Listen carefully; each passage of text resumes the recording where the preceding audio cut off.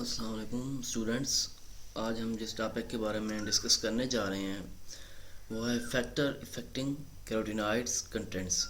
Last time हमने carotenoids की कुछ जनरल प्रॉपर्टीज़ में केमिकल स्ट्रक्चर हो गया, कलर्स हो गए, कुछ फूड सोर्सेज और क्लासिफिकेशन के बारे में डिस्कस किया था।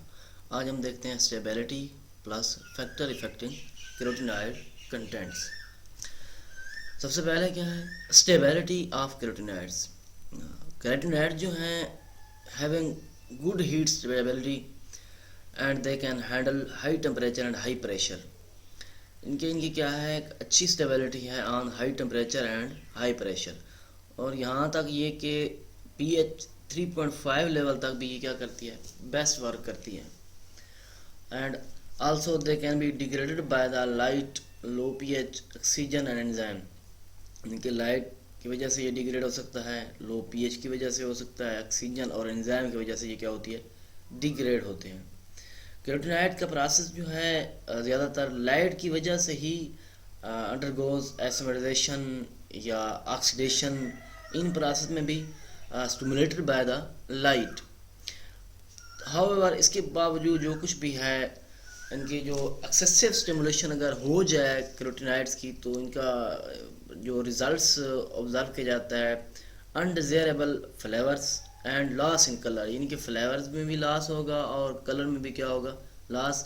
किस वजह से? क्योंकि एक्सेसिव स्टिमुलेशन की वजह से क्या बन जाएंगे वोलेटाइल कंपाउंड बन जाएंगे जो कि इनकी ज़रूरत के मुताबिक नहीं है। इसी वजह से ये क्या हो जाएगा कलर एंड फ्लेवर लॉस हो जाएगा। ये थी इसकी स्टेबिलिटी। इनके वर्किंग एबिलिटी इसकी कितनी है, यानी कि हाई टेम्परेचर या लाइट पे या हाई प्रेशर पे ये वर्क करते हैं, अच्छी स्टेबिलिटी है, और यहाँ तक कि pH 3.5 तक भी ये काम करते हैं। लेकिन डिग्रेड हो जाते हैं बाई लाइट, यानी कि स्टिमुलेटर पे भी लाइट, और डिग्रेड भी होते हैं ड्यू टू हायर लाइट की वजह से and low pH oxygen and enzyme. अब आ जाते हैं फैक्टर इफेक्टिंग कैरोटीनॉइड्स कंटेंट्स के फैक्टर कौन कौन से हैं जो कैरोटीनॉइड पर इफेक्ट करते हैं। सबसे पहले जो है मैचुरेशन एंड रैपरिंग फैक्टर। मोस्टली रैपरिंग का प्रोसेस जो है जब स्टार्ट होती तो क्लोरोप्लास्ट डिग्रेड हो जाता है और ट्रांसफर हो जाता है अपनी सेकंड फॉर्म जिसे हम क्रोमोप्लास्ट का नाम देते हैं।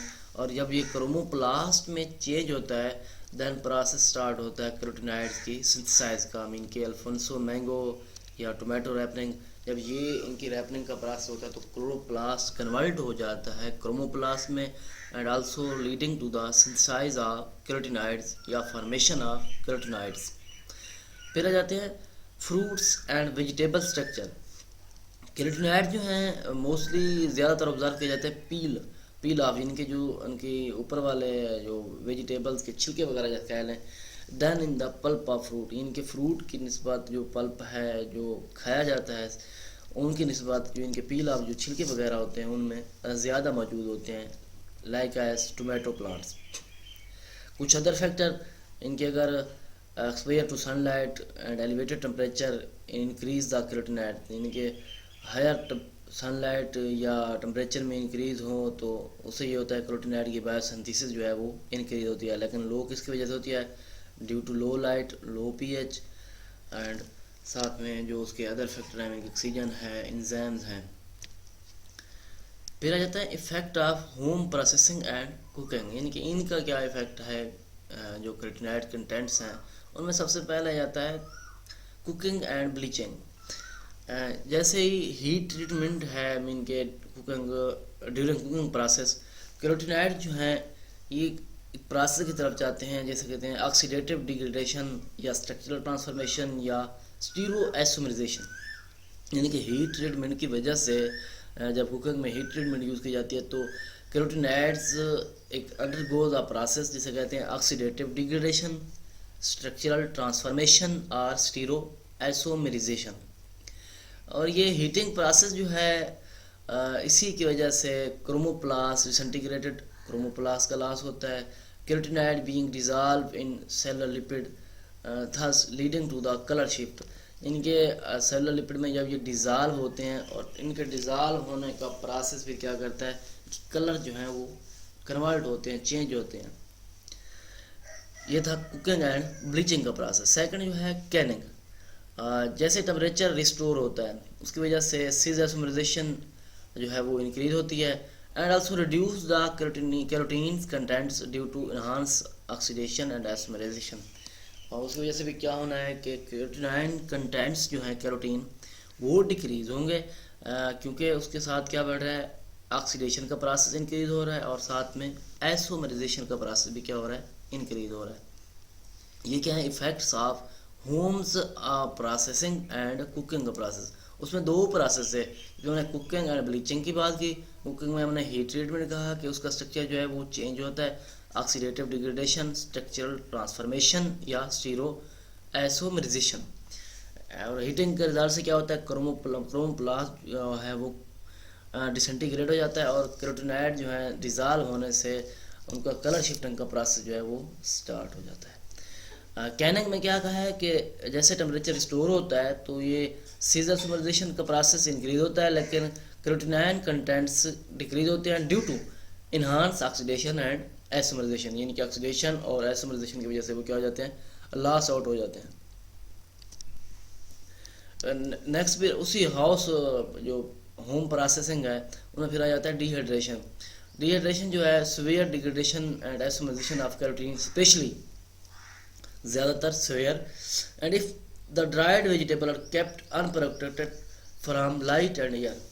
इनके आप अगर ड्राइड वेजिटेबल जितनी भी हैं अगर आप उनको अनप्रोटेक्ट रखते हैं, यानी कि उनकी कवर करके नहीं रखते लाइट या एयर से, तो उससे ये होने के result in severe degradation and isomerization of carotenoids, specially इनके कैरोटीनॉइड्स की एसोमराइजेशन का प्रोसेस या डिग्रेडेशन का प्रोसेस क्या हो जाएगा, स्टार्ट हो जाएगा। इसे क्या कहते हैं, डिहाइड्रेशन का प्रोसेस। फिर कहते हैं लॉसेस अकर ड्यूरिंग स्टोरेज, यानी कि स्टोरेज जो क्रॉप कह लें या वेजिटेबल्स कह लें या फ्रूट्स कह लें, कि उनमें जो लॉसेस होते हैं ड्यूरिंग स्टोरेज प्रोसेस जब वो स्टोर किए जाते हैं।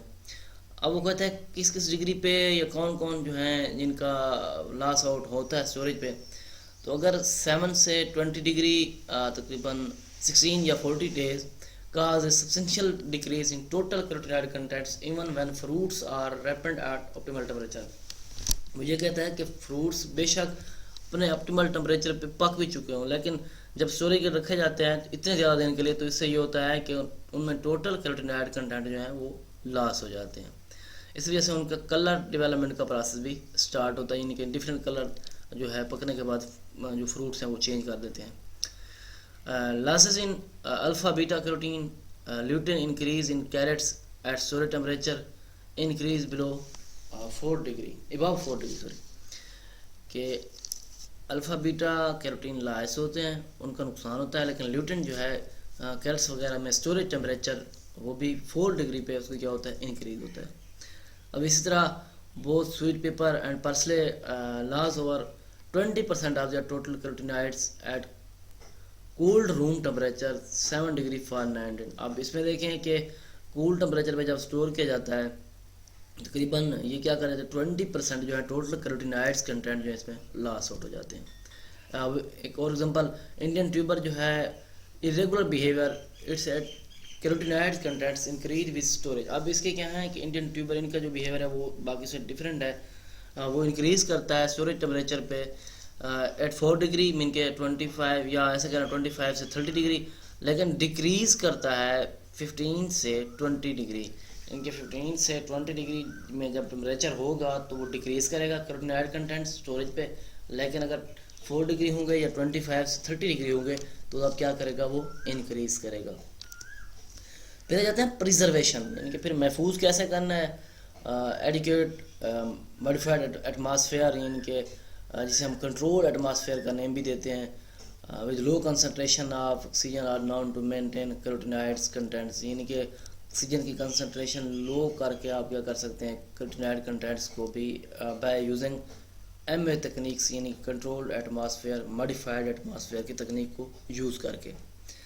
उसके बाद सैंपल जो है grown under nitrogen in the dark in the presence of carbonate sources like sodium carbonate या sodium bicarbonate and antioxidant which would ensure inclusion of oxygen इनके या आप सैंपल को नाइट्रोजन की प्रेजेंस में आप क्या कर सकें कि जो सोर्सेज वगैरह हैं उसके मीन कार्बोनेट्स के या फिर एंटीऑक्सीडेंट जो कि एक्सक्लूजन की शो करते हैं ऑक्सीजन की, वहाँ पर भी आप क्या कर सकते हैं, उनको प्रिजर्व कर सकते हैं आप।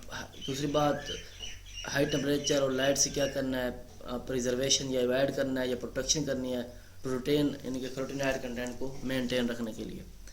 इसके अलावा क्लोरोफार्म, डाइक्लोरोमीथेन या टेट्राब्यूटाइल मीथेन ईथर जो कि डिस्टिल सॉल्वेंट हैं और फ्री जो हैं इम्प्योरिटीज़ जो हैं उनसे ये फ्री होते हैं और ये भी प्रिजर्वेशन के लिए क्या कहते हैं, यूज़ किए जाते हैं। देन आ जाते हैं एनालिसिस ऑफ कैरोटीनॉइड्स। एनालिसिस जो हैं कैरोटीनॉइड्स के वो ज़्यादा परफॉर्म किए जाते हैं स्पेक्ट्रोफोटोमीटर पे by identifying carotene using its absorption coefficient at 450 nanometre. या फिर सेपरेशन जो है परफॉर्म ऑन कैरोटीनॉइड 18 या carotenoid 30 result phase. High performance जो क्रोमेटोग्राफी कॉलम है या तकनीक कहते हैं, उसके ज़रिए भी क्या किया जा सकता है, एनालिसिस किए जा सकते हैं, लेकिन using mixture of acetonitrile, methanol, chloroform as a mobile phase. लेकिन याद रखना ज़्यादातर जो एनालिसिस हैं वो परफॉर्म किए जाते हैं by the process of spectrophotometer. Detection का प्रोसेस जो है परफॉर्म किया जाता है यूजिंग डायोड रे और मास स्पेक्ट्रोमेट्रिक डिटेक्शन, यानी कि डिटेक्ट भी डायोड रे के ज़रिए या फिर मास स्पेक्ट्रोमेट्रिक डिटेक्शन के ज़रिए भी आप क्या कर सकते हैं, डिटेक्ट कर सकते हैं या एनालिसिस कर सकते हैं। जी स्टूडेंट, ये था हमारा आज का लेक्चर जिसमें हमने फैक्टर के बारे में डिस्कस किया जो कैरोटीनॉइड्स के ऊपर इफ़ेक्ट करते हैं। फिर हमने कुछ प्रिजर्वेशन और कुछ जो है एनालिसिस वगैरह की बात भी की। नेक्स्ट लेक्चर तक के लिए अल्लाह हाफिज़।